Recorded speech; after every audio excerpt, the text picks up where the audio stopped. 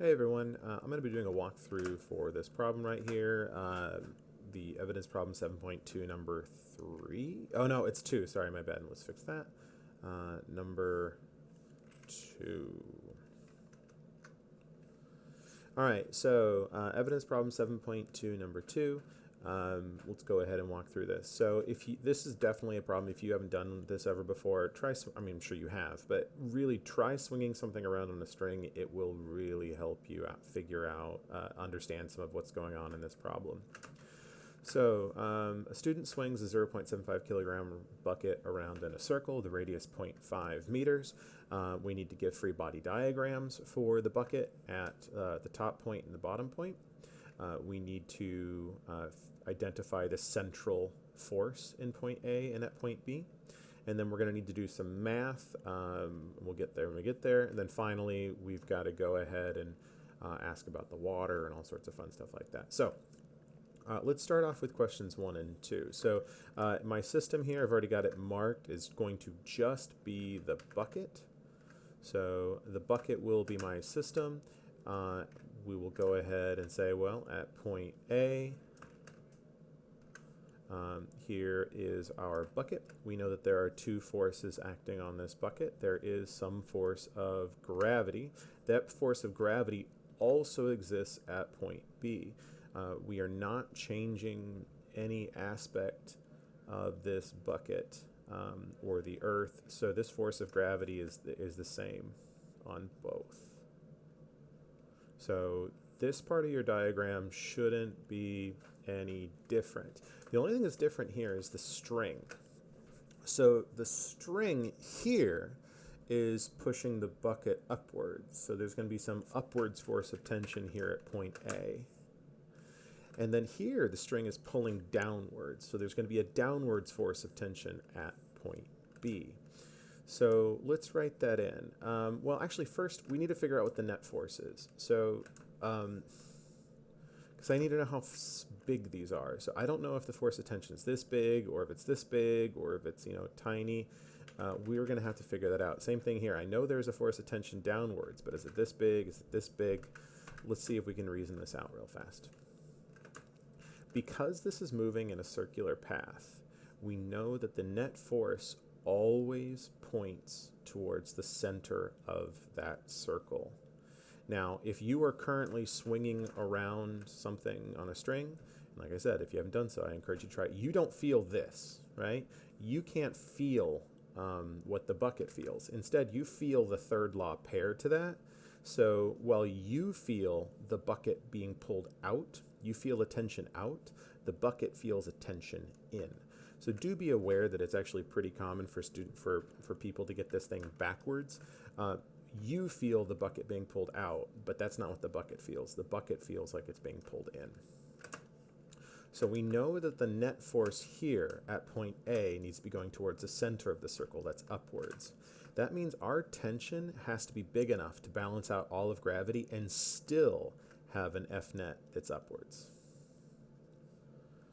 So the force of tension must be bigger than the force of gravity. Force of tension on the bucket by the string is what we'll call it. Let's make this a little bit smaller, easier to read this. Whereas here we know that our net force is downwards. So we just need some tension downwards. We don't really know how it is because we just know that the net force has to be downwards, and any size tension will give me a downwards net force here. So there must be some downwards force of tension on the bucket by the string. So which forces here are the central forces? So that's the answer to part 1. Part 2 is what's the central forces? Now, the central force in this first one, the one pointing towards the center, is this force of tension. So in the first problem, the force of tension is our central force. But here at point B, we actually have two different forces pointing towards the center. Both the tension and the force of gravity are actually pointing towards the center of this circle if we're at point B.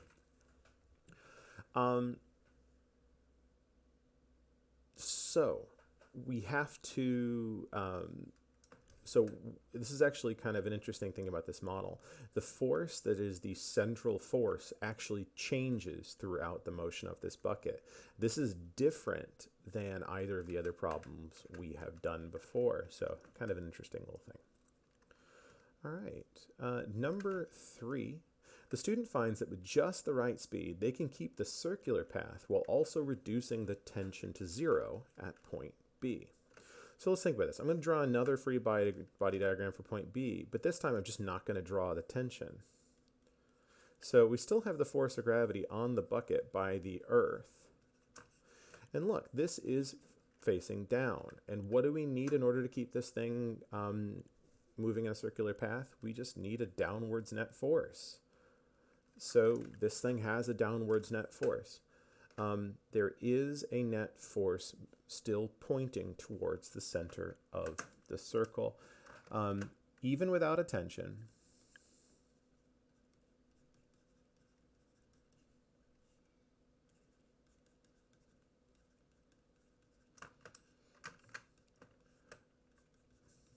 there is a central force.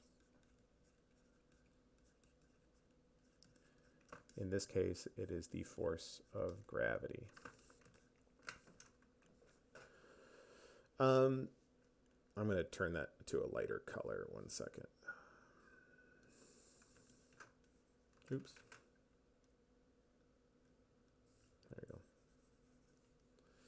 All right. So answer for question number 3 right here. If we slow this thing down enough, we don't need a force of tension. Force of gravity will be our central force, and the tension is just not required. Interestingly enough, what's the acceleration for something that only has the force of gravity on it? It's still this 10 meters per second squared. So we can actually get this bucket to move in a circle where at this point it's technically in free fall. No other points is it in free fall. At every other point, the tension is going to be have to be present. But at that one single point at the very top of that circle, this thing will have an acceleration of 10, and it will actually keep it in this circle. All right. Question number 4. How fast does you have to be? All right. How fast does this bucket have to be moving in order to keep this thing at exactly the sort of point? The point where there doesn't have to be any tension at point B, but it still moves in a circle. Well, we know that the force required to get something to moving in a circle is force is equal to mass times velocity squared divided by the radius. We are given that the mass is 0.75 kilograms. We are given that the radius is 0.5 meters. We're not given the velocity, so that's actually what we're going to try to find. The force, well, what force do we have? We know that at point B, the only force here is the force of gravity. So what would be the force of gravity on this bucket? Well, we know then that, we know the force of gravity will just be equal to the mass of the bucket times 10 newtons for every kilogram. So this force of gravity must be 7.5 newtons. So we have 7.5 Newton gravitational force, and we know that somehow we got to figure out what velocity will make this true. What speed can I spin this bucket to make this a true statement? So let's go ahead and do some math. I'm going to just cross out this 0.75 on both sides. So that'll turn, this is 10 times bigger than that. So this will be 10 newtons then will be equal to 1 kilogram.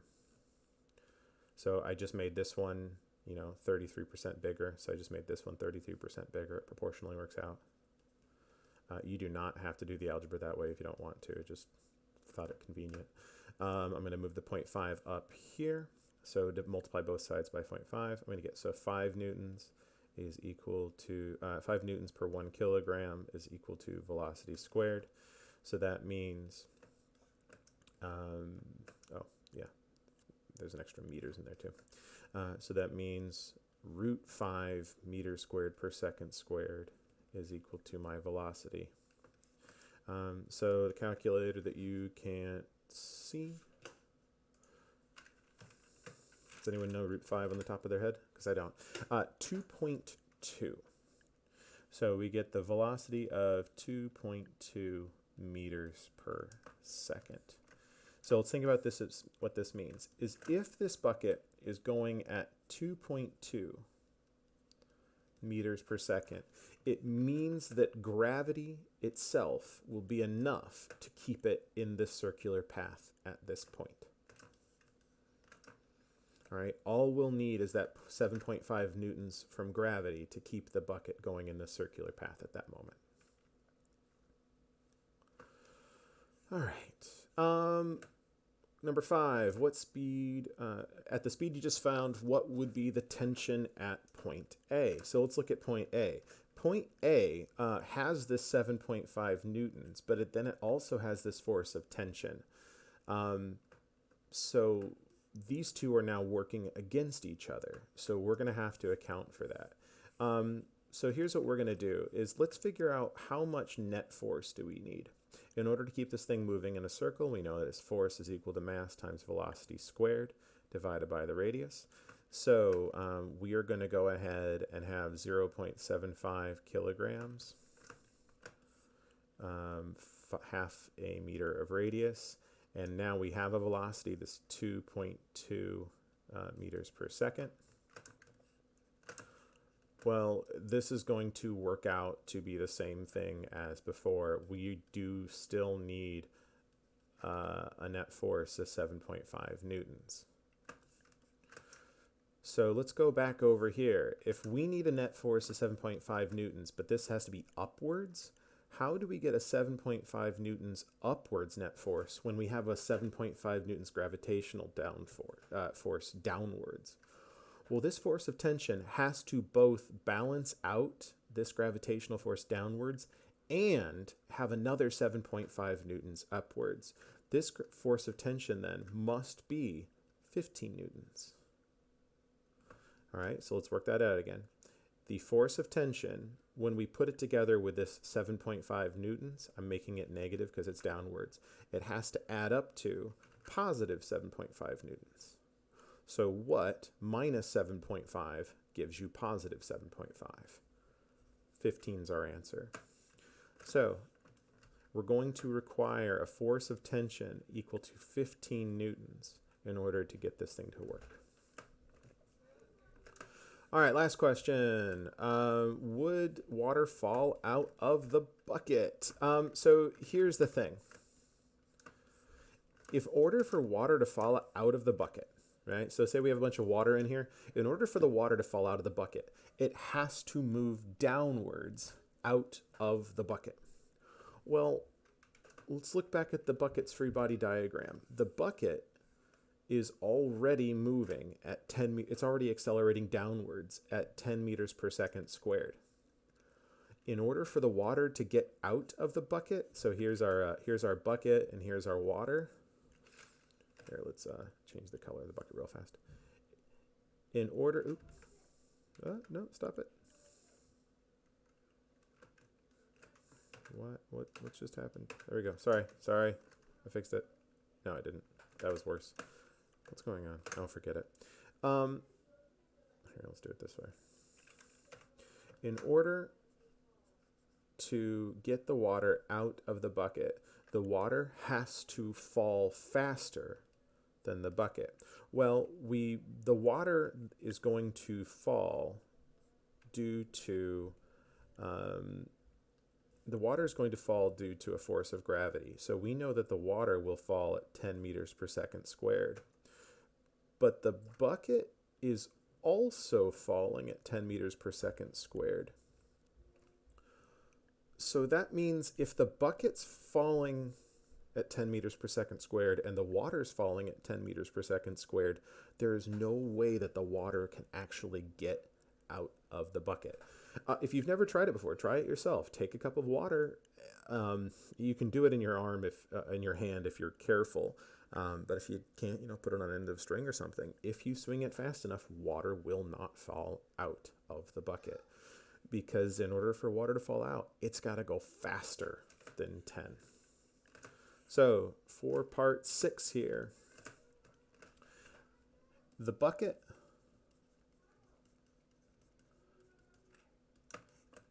is accelerating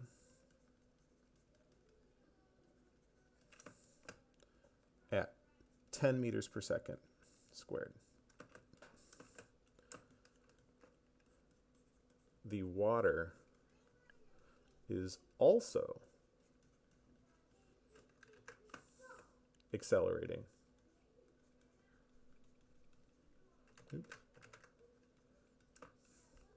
at 10 meters per second squared. There is no way for the water to fall faster than the bucket.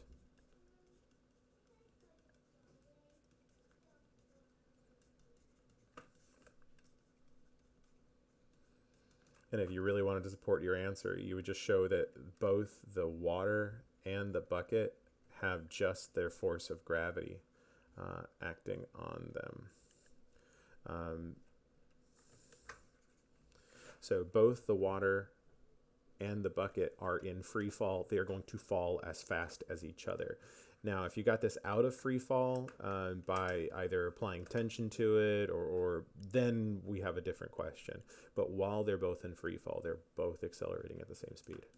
All right, long video. I know there's just a lot of little parts in here. I do want to point out that the only math we really had to do here was number 4, because you could actually use that math for number 5 as well. We knew that the net force had to be 7.5 in number 4. Well, guess what? It still has to be 7.5 in number 5.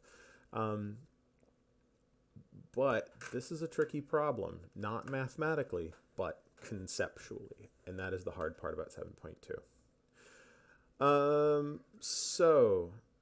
Let me know if you have any questions. Let me know if you need anything. Tricky stuff, but I know it's doable. All right, everyone, have yourself a nice day.